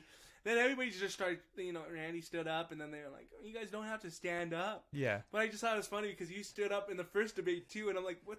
First, I'm like, what the fuck is this dude doing? Like, why are you standing up thinking you're better than us? Sit down and answer the question. No, exactly. No, it's not what I think of better than you guys, but it's just like, it makes the person stand out that stands up. Yeah. Like, it's just like, I'm not going to stand up. Yeah, that's fair. Yeah, I'm like, no. If they would let me walk around, and just, talk on the mic, I could. I feel like you were going to, start moving your hand like Dejan when he raps, I feel that, I feel like you would have done that. Homelessness, crime, healthcare. We need to get it out. Yeah. Oh, man. But yeah, the debates, man. They were fun. Something I'll never forget, for sure. They were fun, You literally called them out. You said, are we voting for 4 years or 2 years? I thought that was gold. Yeah. I wish you would. I think I said, are we voting for the future or the 2 years, some shit like that? Yeah, I was dying. Man. Good times. I think, how did you think that your last debate went, or your last with the other three? I feel like they were kind of tiptoeing around a little bit. I mean, they wanted Randy here. You know why though? I don't think they get along. No, I think they want somebody. They want the strong candidates to be attacked, and if three of them could have attacked him, it would have looked really bad. Yeah. So, was he scared? No. Was he smart? Absolutely. I'm not going to come here while you three are teaming up against me, and then if I say something, I'm out of pocket. Yeah. No. Yeah. Now, if you want to have a debate like me and you, and it's civil like me, you, and Randy, by all means, he would have been here. But Regina would have been on him. Heather would have been on him. And, you know, everything he would have said, they would have been like, that's not true. You can't do that. When they know they can do it. Mm-hmm. You know. I heard Regina called out, Just move it closer like that. yeah, oh, nice. I heard Regina called out, Alvis. Yes, lots of times. All the time. Like, every time she's on. And he calls her out. I feel like they need to just go out to eat. Alvis, you need to pay. You need to take her out to eat, pay for it, and be like, you know what? Because if you win city council tomorrow, you got to work with her. Because there ain't no way she's winning mayor. Have you ever heard the term work boyfriend or work husband? Yeah. Work husband? Like, because if I win and Vicente wins, guess what? We got to get along for the good of Pueblo. Yeah. If not, it's gonna be, I'm for my party, you're for your party. We're just gonna be, and guess who loses? Pueblo. Yeah. So, do I like Regina? She's a nice lady. And it's what's gonna be beautiful is when I win, I'm a fresh set of paint on this, and I'm just gonna be ready to work with everyone. You know? Yep. And I have my cat. I'll bring her there. All right. Make a cat day. Definitely, we need that. Yeah. Okay. But you don't act like a cat that day. You just bring your cat. Oh, yeah. Maybe we should definitely be pretty clear on that with the society these days. You bring your cat, guys. You gotta pet your cats. All right. Anything else you want to say to the people before we get out of here? What about you? This is the last time you gotta be on for 22 hours. What's tomorrow? Tuesday? Tuesday, election night. Where you going for election watch? I think I might just have one here now. I was gonna go to Regina's, but like I said, you got invited? She did invite me. Wow, I didn't get an invitation. She said there was gonna be 3 types of food there, and I was like, all right. 3 types of food: Mexican, Italian, and Irish. I think she said Chinese. Oh, okay. I don't even know what Irish food is. Lamb, maybe. potatoes. They got a whole potato thing going on. I think everybody has potatoes. They're the famine. Oh yeah. So no, you should stop by just for a little bit. You're having one? No, not me. Oh. I'm going to the Republican Party, and then I'm going to Randy Thurston's. Oh hell yeah! I'll show up. Yeah, come by. If I don't live stream, because who's gonna be here if you live stream? Anyone could come. Dejan? Maybe he just had a baby, so he's kind of like being a dad. Good job, Dejan. Yeah, good dad shit. You still now you just need the dad bod, you know, and the New Balances. But no, you should have had Dejan rap for you when you were coming out on the stage.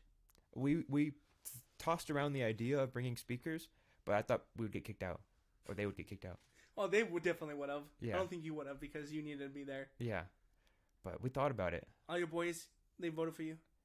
Yeah, and the ones that could. A lot of my friends live in the county because I grew up there. So like, I still have some good friends out there, but they just spread the word. Yeah, exactly. I think you're gonna get 1,000 votes. 1,000? I think you're gonna pull off 1,000. I think I'm gonna get. Gradishar got what, 19,000? Yeah. I'm gonna bring out so many new people. I'm gonna get like 24,000. Yeah. 24. I think you're gonna come in realistically 5th or 6th. 5th or 6th? Yep. Damn. Give me your order right now. Who's gonna give me your first to last? Let me read that. I respect it. Randy 1. Heather 2. Oof. You doing me like that, for real? Chris Nickel 3. Gradishar 4. Deryk 5. All right. Atencio 6. Kroschel 7.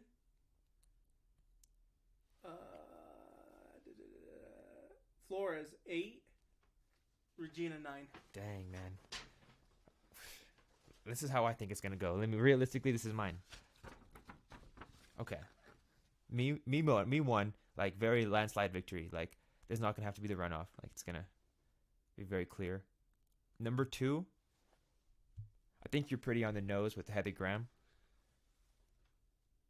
3, I think we got to give Gradishar his credit, bro. I think he's gonna be up there still. And that's why I put him 4. Yeah. 4, I'll say Randy. You know, Randy fucking has a lot of videos on Facebook doing pretty good. Oh, he hired He's pushing him though. Out of Pueblo West. Let me look him up so I can. 5. It's all gray at that point. I mean. Oh, he hired High Speed Media out of Pueblo West, and they did an amazing job. Really? Yeah. So I just got a text message. Somebody watching us live, but doesn't know how to comment. I guess on Facebook or something. Okay. He asked, "Hey, watching you live, bro. Hey, so what would you do to help small businesses? Also, what is your take on the bus loads of homeless and illegals being shipped in here from Denver?" Well, one way I'm going to help small businesses is give them a tax. I want to implement a tax break. So if you're a local business and you decide to open up another like say if you're a restaurant and you open up another restaurant in Pueblo, you should get a local a tax break for staying in Pueblo and not going to Springs or Denver. So I think we're bringing in Culver's, we're bringing in big franchises. I think as a city we should go to our local businesses and say, hey, you have a good community, you have good food, you have good. I'm just speaking on restaurants right now, but you have a good plan, a good game plan. Let's help you open up a brick and mortar if that's what you want. Let's have special loans to keep small businesses and helping the small businesses to grow to bigger businesses. It's a good idea. We keep the money in Pueblo. We make Pueblo people more successful, and we're not bringing in these other big corporations and bigger restaurants and stuff. Like I think we need to take care of our local community. That's a great idea. Give them a tax break. If Colorado Tire wants to open up 6 more tire shops, well, they should get a tax break. If I believe we need to take care of our own. And the homeless situation, bringing in from Denver and Springs, which is happening. That's not a myth to you. That is not a myth. Well, when you got the homeless people saying it, and you say they came on one of the buses, and it's not just some like crazy person with mental illness who thinks he's in Mars right now. It's going to be a strong message to Springs and Denver. It's going to be a wake-up call. Pueblo, Colorado is not the armpit of Colorado. We're the Still City. We're the Chili Fest. We're the Bell Game. We're the Cannon Game. We're the State Fair. We have so much more to offer Pueblo. We're the home of the heroes. Ain't nobody in the United States are the home of the heroes. We have 4 gold medalists, Medal of Honor, from war, guys. Like, we are the home of the heroes. Denver can't say that. Springs can't say that. You are not going to think you're the armpit of Colorado and you're going to bust in your problems, bust in your homeless people, bust in your drug addicts, and drop them off on our front door. Those buses are going to be shipped back to Denver and Springs, maybe with an extra few people, and be like, hey, take care of your own problems. We're going to take care of Pueblo. And if you don't have the right people to fight back that, then we're just going to be walked all over. So you're going to... All right. So to solve the homeless issue on buses, you're going to have to get someone on the buses that's like patrolling them or checking them at the bus stop? Checking them at the bus stop, or checking, have our Pueblo PD or their sheriff's office, at the right before you get into Pueblo. Any buses come in, pull that driver over. Oh, what are you doing with all these people? And we're dropping them off. Well, where are you dropping them off to? No, oh, we're dropping them off at the Walmart parking lot, and then we're just leaving. Nope, turn back around. Yeah, I mean, Can you imagine just like seeing a bus of homeless people? No, honestly, it sounds like really far fetched, but. I mean, if you could imagine it, it's possible. Spending $975,000 on a needle giveaway wasn't a far fetch. I mean, but like explaining the needle giveaway, there could be a good way to run a needle exchange. Oh yeah, if it was actually an exchange. Yeah, like I said, if it was a truly exchange where, hey, you got 5 purple needles today, you bring 5 purple needles in tomorrow, here's 5 more. Oh, I lost my 5 purple needles. Well, you don't get none. Because you've proven that you don't care about Pueblo, that you don't care about law-abiding citizens, so you just let them go wherever. But yeah, but there's a good way to run it, but it's just not happening. So it's not. There's good stuff that happens wrong, and we just have to be more cognizant of where our money's going and who's in charge. And I think we'll get Pueblo to be with the city we all want it to be. Yeah, no, I truly agree, and people have asked, has your business taken a hit since you ran for city council? It has, because, I stand strong on my morals and values, but I'm also getting more support from people that agree with me that come and spend, hey, instead of going to Texas Roadhouse, we're going to go get your pork chop, So, am I okay with losing business for standing strong on my morals and values? Absolutely. Because I put my money here and my morals are here. Mm-hmm. You know. Hell yeah. Have you got hate? Yeah, lots of hate, but I feel like running the YouTube kind of Prepared you for hate. exactly, because a lot of the comments are like, "Damn, y'all so fucking stupid," and it's just like constant. Skinny, well, not constant. 4 eyes. You know. I mean, not like they don't really say that. They okay. people think I'm attractive sometimes. Oh yeah. I see like a Denzel like Washington. But Mexican. Mexican, so like a George Lopez. Yo. Oh Fluffy. She'd be like, imagine laughing at George Lopez. Oh no. Oh no. Okay. All right, Deryk. Let's get out of here. Thank you for putting me on again. Street champs, guys. You know why they're called street champs? Because they're champs of the podcast And the streets. and the streets. All right, y'all. Street We're out. champs, come get put on. You know what it is. Follow us on Apple Podcasts, Spotify. Like our Facebook.